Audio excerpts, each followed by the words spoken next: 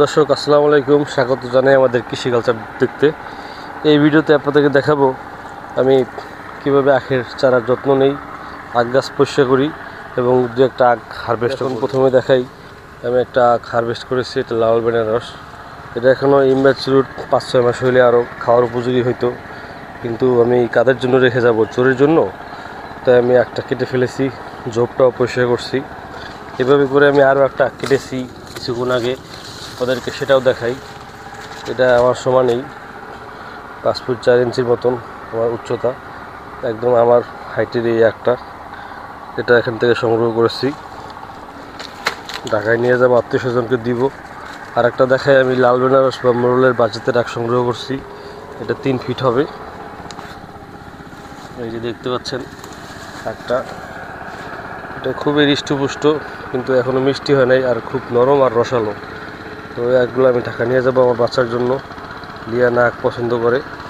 আর যে ডগাগুলো পাইছি আখের, এই যে আখের কিছু ডগা থেকে চারাও বের হয়ে গেছে, এইসব আবার নতুন করে খামারে লাগিয়ে দিব। যদিও আমার আব্বা আম্মা চায় না আমি আখ লাগাই, কারণ এগুলো জঙ্গল হয়ে যায়, আমরা খেতে পারি না, চুরি নিয়ে যায়।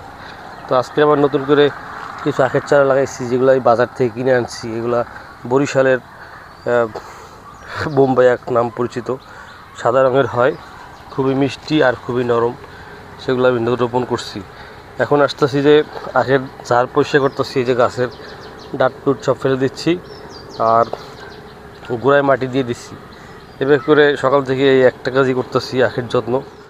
এদিকে একটা চিনি চাম্পার বড় ঝাড়, সেই ঝাড় থেকে আখ সংগ্রহ করছিলাম, আর কিছু আখ এই গাছের সাথে বেঁধে রাখছি। আমার এখানে খুঁটি নাই, এখানে তেমন একটা বাঁশ নেই আমার কাছে, তাই এরকম গাছের সাথে এটা হচ্ছে পাউলুনিয়া গাছ। এই পাউলুনিয়া গাছের সাথে আখগুলা বেঁধে রাখছি, আর এখান থেকে দেখবো একটা দুইটা হারভেস্ট করা যায় কিনা।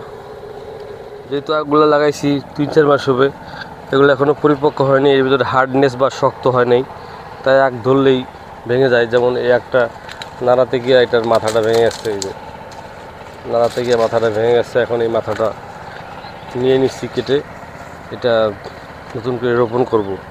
এটা পরে চিনি চাম্পার চার।